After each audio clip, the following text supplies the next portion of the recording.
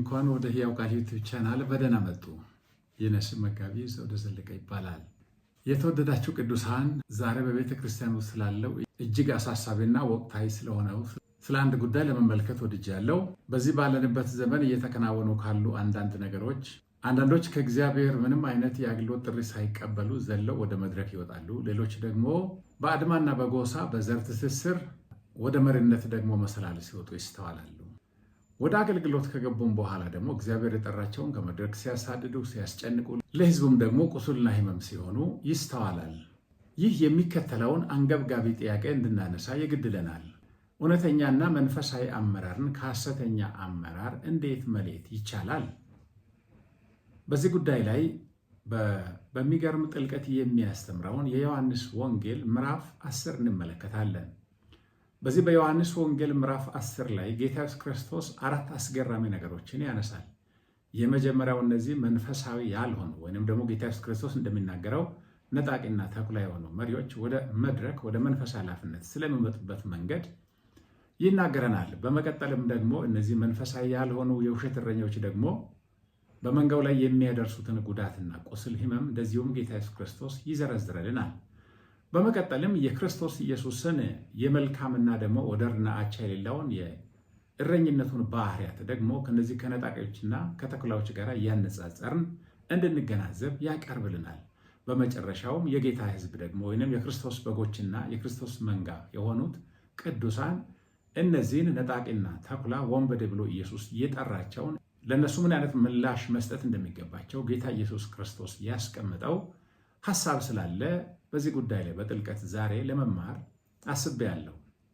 ወደ ትምህርቱ በጥልቀት ከመግባታችን በፊት የጥበብና የማስተዋል መንፈስ የእግዚአብሔር መንፈስ በቃሉ ብርሃንና ማስተዋል እንዲባርኮ እየጸለይኩኝ እንደዚሁም ደግሞ ይህ የእግዚአብሔር ቃል ትምህርት ወደ ሌሎችም እንዲደርስ ሼርና ላይክ እንዲያደርጉ ቤተሰብም ካልሆኑ ሰብስክራይብ በማድረግ ቤተሰብ እንዲሆኑ እየጋበዝኩኝ ወደ ዮሐንስ ወንጌል ምዕራፍ 10 ትምህርት ይሻገራለሁ። በዮሐንስ ወንጌል ምዕራፍ 10 በምንመለከትበት ጊዜ ጌታ ኢየሱስ ክርስቶስ በመጀመሪያው ቁጥር የተናገረው ነገር በጣም አስገራሚ ነው። በዚህ በአዲሱ መደበኛ ትርጉም ላይ እንደዚህ የሚል ቃል እናነባለን። አነበዋለሁ። እውነት እላችኋለሁ ወደ በጎች ጉረኑ፣ በበሩ ሳይሆን በሌላ በኩል ዘሎ የሚገባ ሌባና ነጣቂ ነው ይላል። እውነት እላችኋለሁ ወደ በጎቹ ጉረኑ፣ ወይንም በድሮ ትርጉም ላይ እንደምናገረው ወደ በጎቹ በረት በበሩ ሳይሆን በሌላ በኩል ዘሎ የሚገባ ወንበዴ ነው፣ ሌባ ነው፣ ነጣቂ ነው ብሎ ይናገራል። የመጀመሪያው እዚህ ጋር ጌታ ኢየሱስ ክርስቶስ የሚያመለክተው በጣም በሚያስጠነቅቅ ቃል ነው ክፍሉን የጀመረው። በበሩ ሳይሆን በሌላ በኩል ዘሎ የሚገባ በበሩ ሳይሆን በሌላ በኩል ዘሎ የሚገባ እርሱ ሌባና ወንበዴ ነው ብሎ ነው የተናገረው።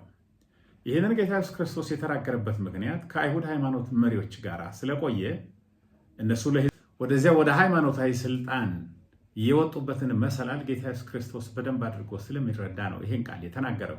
በዮሐንስ ወንጌል ምዕራፍ 18 ቁጥር 13 በምናነበት ጊዜ ጌታ ኢየሱስ ክርስቶስን ከያዙት በኋላ ለኃጢአታችን እርሱ ሊከፍል ያለውን የመስዋዕትነት ሞት እንዲሞት እየተጓዘ ባለበት በዚያ ቅጽበት ወደ ሐና ግቢ ወሰዱት ይላል። ከዚያ ጸሐፊው ምንድነው የሚለው? ሐናም ደግሞ የሊቀ ካህኑ የቀያፋ አማት ነው ብሎ ይናገራል። ስለዚህ ወደ ሊቀ ካህኑ ወደ ቀያፋ ከመውሰዳቸው በፊት የእርሱ አማቸው ወደ ነበረው ወደ ሐና ግቢ ነበር የወሰዱት። ይሄኛው በተዘዋዋሪ መንገድ የነዚህ የአይሁድ ሃይማኖት መሪዎች ወደ ስልጣን የመጡበት መንገድ በዘመድ በጋብቻ እንደዚሁም ደግሞ በተለያየ ምድራዊ ትስስር እንደመጡ ትንሽ አቅጣጫ ያሳየናል። እንደዚሁም ደግሞ ዮሐንስ ወንጌል ምዕራፍ 19 ላይ ቁጥር 12 እስከ 16 በምናነበትም ጊዜ እንዴት ከፖለቲካ መሪዎች ጋር የተቆራኙ እንደሆኑ ጲላጦስ ኢየሱስን ያለምንም በደልና ኃጢአት በግፍ እንዲሰቅል ወይም ለሞት አሳልፎ እንዲሰጥ በሚያስፈራሩበት ጊዜ ራሱን የአይሁድ ንጉሥ ያለውን ኢየሱስን ልትምራው አይገባህም፣ እኛ ንጉሥ ቄሳር ብቻ ነው ብለው ለቄሳር ያላቸውን ታማኝነት ሲናገሩ፣ ነገር ግን ጲላጦስን በዚህ በፖለቲካ መንገድ ሲያስፈራሩ እንመለከታለን። እዚህ ጋር ዋናው ነገር ጌታ ኢየሱስ ክርስቶስ ከበሩ በተለየ በሌላ መንገድ ዘለው ወደ በረት ወይንም ወደ ጉረነው ወይንም ደግሞ ወደ በጎች ማረፊያ ይገባሉ ብሎ ሲናገር ይሄ ችግር ከአይሁድ ሃይማኖት መሪዎች ጋር ብቻ ነው ያለው ብለን የምናስብ ከሆነ እጅግ ተሳስተናል። ምክንያቱም በኋላ ላይ በራሱ በጌታ በኢየሱስ ደቀ መዛሙርቶቹ በ12ቶቹ መካከል እንኳን ይህ የስልጣንን መሰላል የመፈለግ ወይንም ደግሞ የስልጣንን ማማ በአቋራጭ በሌላ መንገድ ከጌታ ፈቃድ ወጣ ባለ ባፈነገጠ መንገድ መፈለግ በሕይወታቸው በጣም ስር የሰደደ ጉዳይ እንደሆነ እንመለከታለን። ይህንንም የምንመለከተው ማቴዎስ ወንጌል ምዕራፍ 20 ላይ ቁጥር 17 እስከ ቁጥር 28 ያለውን ክፍል በምናነበት ጊዜ ጌታ ኢየሱስ ክርስቶስ በአይሁድ ሃይማኖት መሪዎች ሊያዝ፣ ሊገረፍ፣ ሊዋረድ፣ ሊሰቀል፣ ሊሞት ከዚያም በኋላ ከሞት ሊነሳ ወደ ኢየሩሳሌም እየሄደ እንደሆነ ይነግራቸዋል። ከቁጥር 17 ጀምረን እንደምንመለከተው በዚህ በማቴዎስ ወንጌል ምዕራፍ 20 ላይ ግን ቁጥር 20 ጀምረን በምናነበት ጊዜ ከደቀ መዛሙርቶቹ ሁለቶቹ ያዕቆብና የዮሐንስ እናት ወይንም ደግሞ መጽሐፍ እንደሚጠራው የዘብዴዎስ ልጆች እናት የተባለችው መታ በኢየሱስ እግር ተደፍታ እየጸለየች እየሰገደች አንድ ልመና አለኝ እንድታደርግልኝ እለምናለሁ ብላ ኢየሱስን እንደጠየቀች ከዚያ ክፍል እንረዳለን። ከዚያም ኢየሱስ ምን ትጠይቂያለሽ፣ ምን ትለምኛለሽ ብሎ ሲጠይቃት እነዚህ ሁለቱ ልጆች አንዱ በግራ አንዱ በቀኝ በዙፋኔ በክብሬ ቀን እንዲቀመጡ አድርግልኝ ብላ ስትል ጌታ ኢየሱስ ክርስቶስ የምትለምኑትንም አታውቁም ብሎ በተግሣጽ ቃል ስመልስላት እንመለከታለን ወይንም ደግሞ እናነባለን። ከዚያም ደግሞ የቀሩት አስሮቹ መጥተው በሁለቶቹ ላይ ተቆጡ ነው የሚለው። እንግዲህ የስልጣን ሽኩቻ ጌታ ኢየሱስ ክርስቶስ ወደ ቀራንዮ መስቀል ለመሞት እያመራ ባለበት ጊዜ የእሱ መስዋዕትነትና ሞት ሳይሆን በልባቸው የነገሰው በዘብዴዎስ ልጆች እናት ልመና እንደተንጸባረቀውና በተቀሩት በአስሮቹ ቁጣ እንደተገለጠው የተሻለ ዙፋን፣ ስልጣን፣ ክብር፣ ማዕረግ የመውሰድ ነገር በልባቸው ነግሰው እንደነበረ እንመለከታለን። ጌታ ኢየሱስ ክርስቶስ ይህ የአሕዛብ መሪዎች ባህሪ ነው። በኃይል በስልጣን ላይ ይወጣሉ፣ ህዝቡንም ይጨቁናሉ። በእናንተ መካከል ግን እንደዚህ ሊሆን አይገባም። ከእናንተ መካከል የመጀመሪያ ሊሆን የሚገባው የመጨረሻ ይሆናል፣ ያገለግላል፣ ዝቅ ይላል ብሎ የራሱን ህይወት ምሳሌ እንደ ምሳሌነት ነው ያቀረበው። የሰው ልጅ የመጣው የሰውን ዘር ሊፈልግ ሊያገለግል ሊሞትለት መጣ እንጂ እንዲያገለግሉት አልመጣም ብሎ የራሱን ህይወት ምሳሌነት አቀረበላቸው። ስለዚህ የምትለምን የምትጸልይ የምትሰግድ የመሰለች የዘብዴዎስ ልጆች እናት ኢየሱስን ለልጆቿ የተለየ ስፍራ የስልጣን የዙፋን ስፍራ እየለመነች እንደመጣች ዛሬም በቤተ ክርስቲያን ውስጥ ተመሳሳይ ነገር ሰዎች ዘለው ወደ መንፈሳዊ መድረክ ወደ መንፈሳዊ አገልግሎት ወደ መንፈሳዊ ኃላፊነት የሚወጡበት በልባቸው ውስጥ የታሰረ የኃጢአት ባህሪ እንደሆነ መታወቅ አለበት። ይህ ብቻ አይደለም። ሐዋርያው ጳውሎስ በሐዋርያት ሥራ መጽሐፍ ምዕራፍ 20 ላይ በምናነበት ጊዜ ልክ ከቁጥር 17 ጀምረን እስከ ቁጥር 28 ያለውን ስናነብ ሐዋርያው ጳውሎስ በዛ በእስያ አገር ምን ያክል በወንጌል መስዋዕትነት እንዳገለገለ አንድንም እውነት ሳያስቀር ሁሉንም በአደባባይና ቤት ለቤት ዞሮ እንዳገለገለ ከተናገረ በኋላ የኤፌሶን ሽማግሌዎችን ሲያስጠነቅቅ ለመንጋው የማይራሩ ተኩላዎች እንደሚመጡ እንደገና ደግሞ መንጋውን መጠበቅ እንደሚገባቸው ከተናገረ በኋላ በተለይ መጨረሻ ላይ የተናገረው ሐሳብ እጅግ የሚገርም ነው። ቁጥር 29 እና 30 አካባቢ ስናነብ ከእናንተው ከሽማግሌዎች መካከል እንኳን የራሳቸውን ደቀ መዛሙርት ለማፍራት የሚፈልጉ እውነትን እያጣመሙ ከእናንተ መካከል ይነሳሉ አለ። እዚህ ጋር ተሹመው እያገለገሉ ያሉ የቤተክርስቲያን ሽማግሌዎችን ነው ጳውሎስ ከእናንተ መካከል የሚለው።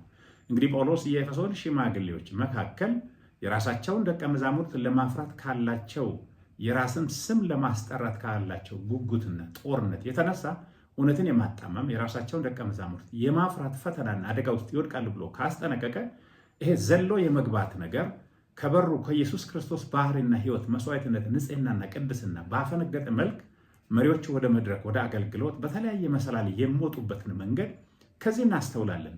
ሌላው በተጨማሪ በዚህ ላይ የምናየው ሐዋርያው ዮሐንስ በሶስተኛ ዮሐንስ መልእክት ላይ ምዕራፍ ስለሌለው ምዕራፍ 1 ብለን ብንወስድ ቁጥር 9 እና 10 ላይ ዲዮጥራጤስ እየተባለ በዚያ ቤተክርስቲያን አማኝ የሆነ ሰው መሪ ለመሆን ይፈልጋል ይላል። መሪ ለመሆን ስለፈለገ ይመስላል ስላልተሳካለት እነ ሐዋርያው ዮሐንስን ስማቸውን ያጠፋል፣ እንግዳ ሰዎች እንዳይቀበሉ ይከለክላቸዋል፣ የሚቀበሉትን ከቤተክርስቲያን ያስወጣቸዋል ነው የሚለው። ስለዚህ መሪ ለመሆን የመፈለግ ነገር ልክ በዘብዴዎስ ልጆች እናት እንደታየው እንደዚሁም ደግሞ ለኤፌሶን ሰዎች ወይም ለኤፌሶን ሽማግሌዎች ጳውሎስ እንዳስጠነቀቀው ጌታ ኢየሱስ ክርስቶስ በዚህ በዮሐንስ ወንጌል ምዕራፍ 10 ቁጥር 1 ላይ እንዳመለከተው በበሩ ሳይሆን በኢየሱስ ሳይሆን በእርሱ ትህትናና ጽድቅ ቅድስናና መስዋዕትነት በኩል ሳይሆን በስጋይነት መንገድ በአድማ በዘረኝነት በጎሰኝነት ዘለው ወደ ቤተክርስቲያን ኃላፊነት የመውጣት አባዜ ዛሬም ቤተክርስቲያንን እያተራመሰ ያለ መርዝና ነቀርሳ የሆነ ስጋዊ ስራ እንደሆነ ቅዱሳን ማወቅ አለባቸው። በዚህም ጌታ ኢየሱስ ክርስቶስ እንዳጋለጠው እንዳዋረደው ቅዱሳን ሳይፈሩ ይሄንን ስጋዊነትን ዓለማዊነትን በእግዚአብሔር ጥሪና በእግዚአብሔር ፈቃድ በንጽህናና በመስዋዕትነት ሳይሆን በቆሸሸ እጃቸው ስማቸውን ለማስጠራት ደረታቸውን ነፍተው ወደ ቤተክርስቲያን መድረክ በተለያየ መንገድ የተሽለከለኩ የሚመጡትን ማጋለጥ መቃወም ተገቢ ነው የሚሆነው። ጌታ ኢየሱስ ክርስቶስ ይህንን የመጀመሪያውን ሀሳብ ከተናገረ በኋላ ከዚህ ጋር ተያይዘው ሁለተኛ አስገራሚ ነገር አንስቷል። ለእነዚህ ሰዎች ጌታ ኢየሱስ ክርስቶስ ስም ሰጥቷቸዋል። እረኞች ናቸው አላለም። ሃይማኖት መሪዎች ናቸው አላለም። ሌቦች ናቸው አለ። ወንበዴዎች ናቸው አለ። በመቀጠል ደግሞ እንግዶች ናቸው አለ። ነጣቂዎች ናቸው አለ። ተኩላው በመጣበት ጥለው የሚሸሹ ቅጥረኞች ናቸው አለ። ስለዚህ ይሄ ምንድን ነው የሚያሳየው? ሁለተኛው ትልቅ አንኳር ነገር ጌታ ኢየሱስ ክርስቶስ ከዚህ ክፍል ላይ ያሳየን ነገር ምንድን ነው? ለመንጋው ጨካኞች ናቸው፣ የማይራሩ ናቸው። ጌታ ኢየሱስ ክርስቶስ ይሄን የተናገረው የአይሁድ ሃይማኖት መሪዎች በህዝቡ ላይ የሚያሳዩትን ደባና ክፋት፣ ጭካኔ በደንብ አድርጎ ስለተመለከተ ነው ይህንን የተናገረው።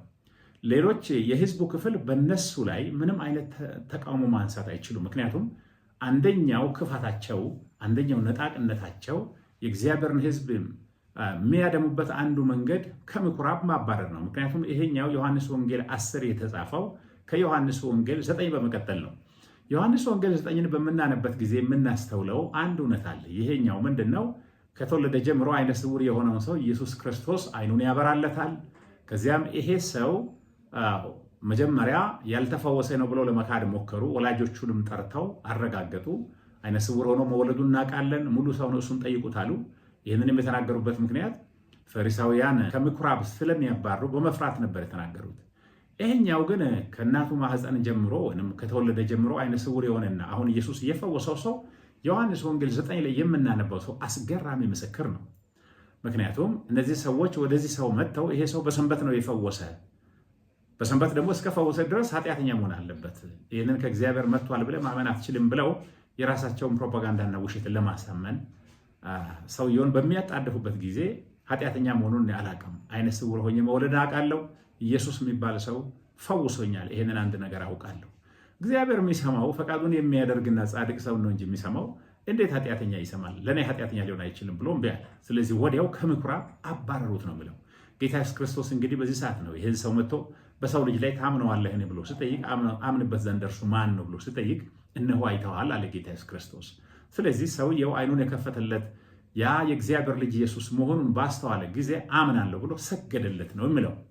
እንግዲህ ከዚህ የምናስተውለው እነዚህ ሃይማኖት መሪዎች ጭካኔያቸው ምንድን ነው? ይሄን ሰውዬ ኢየሱስን የእግዚአብሔር ልጅ ነው ብሎ ስላመነ፣ ጻድቅ ነው ብሎ ስላመነ እነሱ እንደሚሉት በሰንበት ፈውሷልና ከእግዚአብሔር ሊመጣ አይችልም ብለ መስክር ብለው እንደዚህ ባጣደፉት ጊዜ ትቷቸው ወጣ። ለመሰደድ ቢበቃም ግን አስገራሚው ነገር ከዚህ የምንረዳው ምንድን ነው? ጭካኔያቸውን ነው። ለመንጋው ወይም ደግሞ ለእግዚአብሔር በእጃቸው አሳልፎ ለሰጠው ለዚያ ህዝብ ለዚያ መንጋ ምንም ኃላፊነት የማይሰማቸው ጨካኞች መሆናቸውን አይተዋል። ጌታ ኢየሱስ ክርስቶስ ይህም ብቻ አይደለም።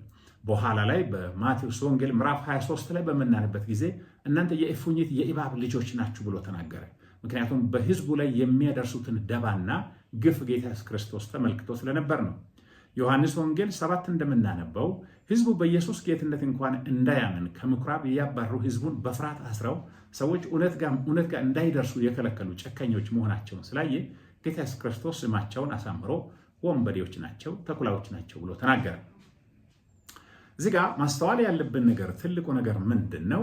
አንድ ሰው ከኢየሱስ ክርስቶስ ርኅራኄና ምሕረት ቸርነት ባፈነገጠ መልክ በማታለል በጭካኔ በክፋት በማባረር ስልጣኑን የሚጠቀም ከሆነ መጽሐፍ ቅዱስ ያንን ሰው ወንበዴ ብሎ ይጠራዋል። እንደዚሁም ደግሞ ነጣቂ ተኩላ ብሎ ይጠራዋል። ይሄ በጣም አስደንጋጭ ስም ነው ለአንድ እግዚአብሔርን አገለግላለሁ ለሚል ሰው።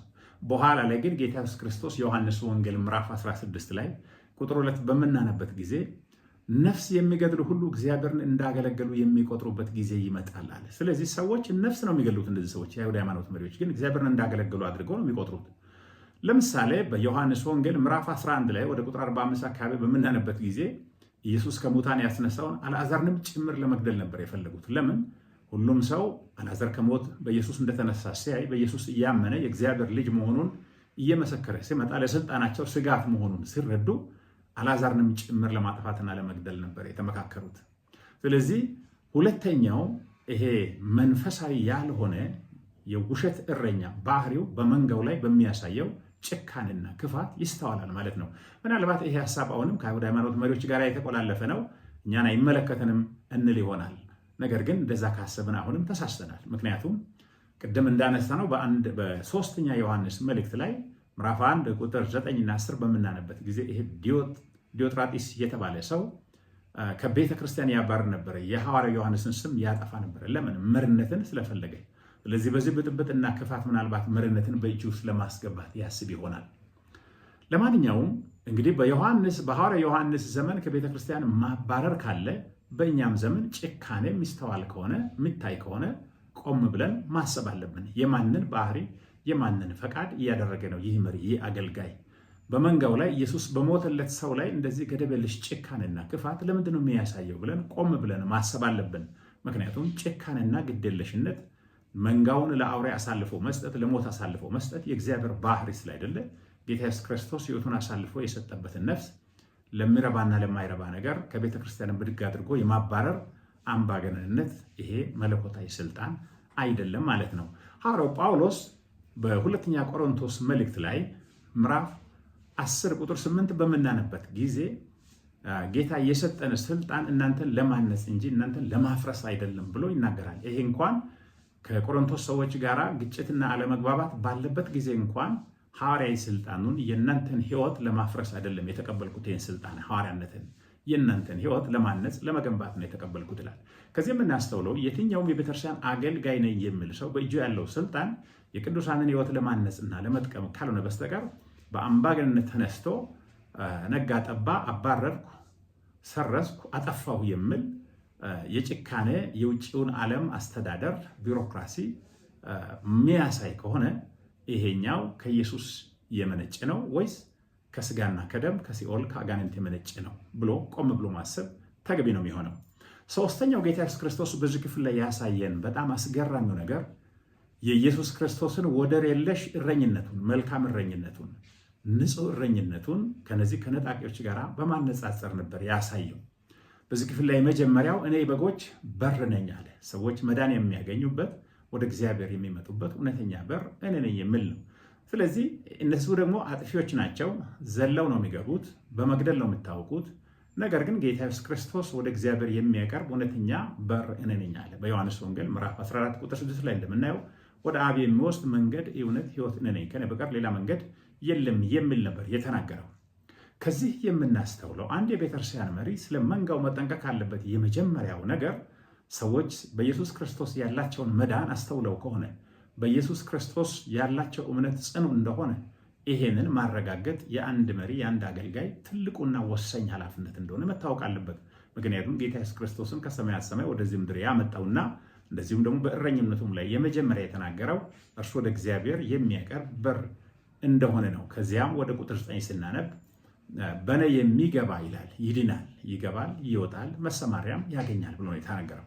ጌታ ኢየሱስ ክርስቶስ ማዳን ብቻ ሳይሆን ነፃነትን ይሰጣል። ምን ማለት ነው? መንፈሳዊ ነፃነትን፣ ከእስራት የሚፈታ ከጨለማ የሚያላቅቅ በመንፈስ ቅዱስ የሚፈልቅ የሚፈስ በቅዱሳንን ሕይወት የሚያንጽ እንደገናም ደግሞ ዳዊት የእግዚአብሔር ሰው በብሉይ ኪዳን መዝሙረ ዳዊት 23 ላይ እንደተናገረው በእረፍት ውሃ ዘንድ ይመራኛል ብሎ እንደተናገረ መሰማሪያም ያገኛል ነው ብለው። ይህም የሚያሳየን አንድ የቤተክርስቲያን አገልጋይ መሪ ለምእመናን ደቀ መዝሙርነትና ቅድስና፣ ንጽህና፣ ጽድቅ፣ ከኃጢአት መንጻት በክርስቶስ ባላቸው ሕይወት ጸንተው ስለመኖራቸው እርግጠኛ መሆን አለበት። ጌታ ኢየሱስ ክርስቶስ ከዚያ ሌላ የተናገረው በዚያ ክፍል ላይ ድምፁን ይሰማሉ ይላል። ከዚያም በመቀጠል የራሱ የሆኑ በጎቹንም እየጠራ ፊት ፊታቸው ይሄዳል፣ ይቀድማል ይላል። በማስገደድ በመግፋት በመንዳት ሳይሆን ምሳሌ በመሆን በንጽህና ፊት ፊታቸው በመሄድ ይመራል ነው ምለው። ስለዚህ አንድ የክርስቶስ አገልጋይ የሆነ ሰው የኢየሱስን ሕይወት የሕይወቱ ፈለግ፣ የሕይወቱ ምሳሌ፣ ሕይወቱ እንደገና ደግሞ ሕይወቱ የሚቀረጽበት አገልግሎቱ የሚቀረጽበት የሚሄድበት ዋና መንገድ አድርጎ መምረጥ አማራጭ የሌለው ጉዳይ ነው። ስለዚህም ጌታ ኢየሱስ ክርስቶስ በእነዚህ ሀሳቦች ላይ ግልጽ የሆነ ነገር አስቀምጠዋል። እርሱ ከሌቦች፣ እርሱ ከነጣቂዎች፣ ከሐሰተኛ እረኞች፣ ከአስመሳይ አመራር ኢየሱስ የተለየ በቸርነት የተሞላ በንጽህና የተሞላ እረኝነት እንዳለው ማወቅ አለበት። ይሄም መሪዎች ስለ አመራራቸው ራሳቸውን እንዲጠይቁ የኔ አገልግሎት የኔ አመራር ከኢየሱስ ክርስቶስ ሕይወት ጋር ይታረቃል ወይስ ይቃረናል ብለው ራሳቸውን እንዲጠይቁ የተቀመጠ መለኮታዊ መመሪያ እንደሆነ መታወቅ አለበት። የመጨረሻው ጌታ ኢየሱስ ክርስቶስ በዚህ ክፍል ላይ የተናገረው ምዕመናን ወይንም ደግሞ በጎቹ ወይንም ደግሞ መንጋው ይሄንን ነጣቂ ተኩላ አውሬና እንደገና ደግሞ ተኩላውን ሲመጣ ጥሎ እንዲበሉ እንዲጎዱ ሕይወታቸው እንዲያጣ ጥሎ ከሚሄድ እረኛ በጎቹ ለዚህ ለነጣቂ እረኛ ምን አይነት ምላሽ መስጠት አለባቸው የሚለውን ነገር በመናገር ነው ክፍሉን የምንደመድመው። በዚህ ክፍል ላይ ጌታ ኢየሱስ ክርስቶስ 3 ጊዜ በመደጋገም የተናገረው አንድ ቃል አለ። ቁጥር 5 ላይ እንግዳ የሆነውን አይከተሉትም ይላል። እንግዳ የሆነውን እረኛ፣ እንግዳ የሆነውን ተኩላ፣ እንግዳ የሆነውን ወንበዴ አይከተሉትም፣ ድምፁን አያውቁም፣ ፈጽሞ አይከተሉትም የሚል ቃል አለ። እንደገና ወረድ ብሎ ቁጥር 8 ላይ ደግሞ ከኔ በፊት የመጡት ሌቦችና ቀመኞች ናቸው ይልና በጎቹም አልሰሟቸውም ይላል። እዚህ ጋር ይሸሻሉ ይላል፣ ፈጽሞ አይከተሉም ይላል፣ አልሰሟቸውም ይላል። ይሄንን በዮሐንስ ወንጌል ምዕራፍ 10 ላይ ቁጥር 5 ላይ እና ቁጥር 8 እንመለከታለን። ስለዚህ እንግዳ ከሆነው ይሸሻሉ፣ ፈጽሞ አይከተሉትም፣ አይሰሟቸውም ይላል። አንዱ የእግዚአብሔር ሕዝብ ማድረግ ያለበት ነገር ከእግዚአብሔር እውነት ጋር የማይሄድ በዚህ በበር ሳይሆን ዘሎ በአጥር የሚገባ ሊጎዳ የሚገባ እንደገና ደግሞ ሊሰርቅ የሚገባ ሊያጠፋ የሚገባ መሆኑን ለይተው ማወቅ አለባቸው። ጌታ ኢየሱስ ክርስቶስ ይሄን ሲናገር በማነጻጸር ነው የተናገረው፣ ሆን ብሎ ነው የተናገረው። በተለይ ቁጥር 10 ላይ በምናነበት ጊዜ ሌባው ሊሰርቅ ሊያጠፋ ይመጣል፣ እኔ ግን ሕይወት እንዲሆንላቸው እንዲትረፈረፍላቸው መጥቻለሁ ይላል። እዚህ ጋር በአንድ ቁጥር ላይ ያነጻጸረ ነው። ሌባው ሊሰርቅ ሊያርድ ሊያጠፋ፣ እኔ ግን ሕይወት እንዲሆንላቸው እንዲትረፈረፍላቸው መጥቻለሁ። ጌታ ኢየሱስ ክርስቶስ ሆን ብሎ ነው የሚያነጻጽረው። የእግዚአብሔር ሕዝብ ማነጻጸር አለበት። በመሪው ውሳኔ ላይ በመሪው አገልግሎት ላይ ኢየሱስ ይታያል ወይ? በምርጫ ውሳኔ ላይ በሚናገረው ንግግር ላይ የክርስቶስ ባህሪ ይታያል ወይ? ወይስ ባዕዱን ነጣቂውን አጥፊውን የሆነ ቃል ነው የሚሰነዝረው? ወይም ደግሞ ከክርስቶስ ምሕረትና ቸርነት ርኅራኄ ያፈነገጠ ጭካኔ ዲያብሎሳዊ የሆነ ጌታ ኢየሱስ ክርስቶስ እነዚህን የሃይማኖት መሪዎችን ደጋግሞ እናንተ የእፉኝት ልጆች የእባብ ልጆች ብሎ የጠራው እናንተ አባታችሁ የዲያብሎስ ናችሁ ብሎ የተናገረው በዚህ በምዕራፍ 10 ቁጥር 10 ላይ ሌባ ሊሰርቅ ሊያርድ ሊያጠፋ ይመጣል ስል ኦልሬዲ ስለ እነዚህ መሪዎች ያላቸው ክፉ ባህሪ እፉኝት ብሎ ተናግሯል፣ እባብ ብሎ ተናግሯል። እናንተ ደግሞ የአባታችሁ የዲያብሎስን ፈቃድ ያው መግደል ትፈልጋላችሁ፣ መዋሸት ስራችሁ ነው ብሎ ተናግሯል። ስለዚህ ጌታ ኢየሱስ ክርስቶስ በዚህ ክፍል ላይ የራሱን በጎች የሚያስተምርበት ወይንም ደግሞ እንዲነቁ ያደረገበት አንዱ ነገር የራሱን ንጹህ ባህሪውን ለማረድ፣ ለማጥቃት፣ ለክፋት ከሚመጡ ጋር አነጻጽረው የእግዚአብሔር ሕዝብ አለመከተል፣ አለመስማት፣ መሸሽ፣ መራቅ ተገቢ ነው የሚሆነው ማለት ነው። ጌታ ኢየሱስ ክርስቶስ ብቻ ሳይሆን ሐዋርያው ጳውሎስም በሁለተኛ ጢሞቴዎስ መልእክት ምዕራፍ 3 ላይ ቁጥር 5 ላይ በመጨረሻው ዘመን ከምታዩ ባህሪያት አንዱ ምንድነው? የአምልኮት መልክ አላቸው፣ ኃይሉን ግን ክደዋል ይልና ከነዚህ ደግሞ ራቅ ብሎ ይናገራል። የእግዚአብሔር ሕዝብ ሐሰተኛውን እረኛ፣ ነጣቂውን እረኛ፣ ወንበዴውን እረኛ ምንም እንኳን በቤተክርስቲያን ውስጥ እያገለገለ እያለም የሚያሳየው ወጣ ያለ እንግዳ የሆነ ከክርስቶስ ባህሪ ጋር የሚጋጭ ጭካኔና ግዴለሽነት፣ ደንታቢስነት፣ ማናለብኝነት ከሆነ አንዱ የእግዚአብሔር ሕዝብ ማድረግ የሚችለው አለመስማት ነው፣ መሸሽ ነው፣ መራቅ ነው፣ ራሱን መጠበቅ ነው፣ ሕይወቱን መጠበቅ ነው፣ የሕይወቱን ተስፋ በኢየሱስ ላይ ማድረግ ነው። ስለዚህ በእንደዚህ አይነት መስመር ከለቀቀ፣ መንፈሳዊነትን ከለቀቀ፣ ከክርስቶስ ባህሪ ጋር ከሚጣላ ከተጣረሰ ከእንደዚህ አይነት ሐሰተኛ እረኛ የመጠንቀቅ ያለማዳመጥ፣ የመራቅ እንደገና ደግሞ ሕይወቱን ከክርስቶስ ሕይወት ጋር የማነጻጸርና ክፋቱን ለይቶ ራስን የማዳን የመሸሽ ሕይወት መንጋው ወይንም የክርስቶስ በጎች ወይንም ቅዱሳን ማድረግ አለባቸው። እነዚህን ደግሞ የተሳሳተ እረኝነትን፣ የውንብድና እረኝነትን፣ የአድማ እረኝነትን፣ የጎሰኝነት እረኝነትን፣ መሪነትን ከሚያስፋፉ መራቅና የክርስቶስን ድምፅ ብቻ የእርሱን ሕይወት ብቻ መከተል ይሁንልን። በሌላው ትምህርት እስከምንገናኝ ድረስ የእግዚአብሔር ጸጋና ምሕረት ከሁላችን ጋር ይሁን። ሻሎም